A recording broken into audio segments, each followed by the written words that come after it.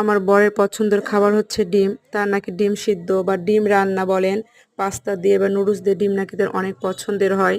তার জন্য সে আজকে ডিম নেওয়ার জন্য বাজারে চলে এসেছে।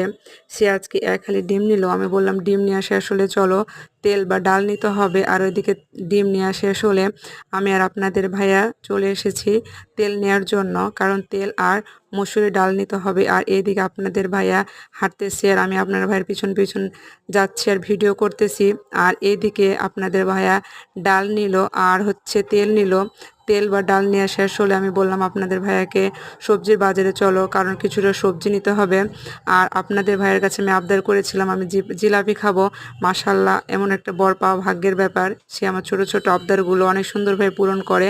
আর এই যে দেখেন আমরা চলে এসেছি সবজির বাজারে। আমি বললাম পুঁই শাক নাও, কারণ পুঁই শাক দিয়ে মসুর ডাল খেতে অনেক টেস্টি হয়। আর এদিকে আমার বর তো আমার অনেক কথা রাখে, এজন্য ডাল নিল, তেল নিল আর বাজার করেছিল, সবজি বাজার করেছিল পুঁই শাক, পটল, কাঁচামরিচ, পেঁয়াজ, রসুন নিল। আর আমি আপনার ভাইয়ের কাছে একটা আবদার করেছিলাম আমি কাঁঠাল নিব। সে বলছে কাঁঠাল নিতে হবে না, কারণ বাড়িতে অনেকগুলা গাছ আছে, গাছে অনেক কাঁঠাল ধরেছে। কেউ আসলে আমি কাঁঠাল আনতে বলবো, তুমি টাকা দিয়ে কাঁঠাল নিও না। আর আপনার ভাই তো কোনো কথাই শুনলো না।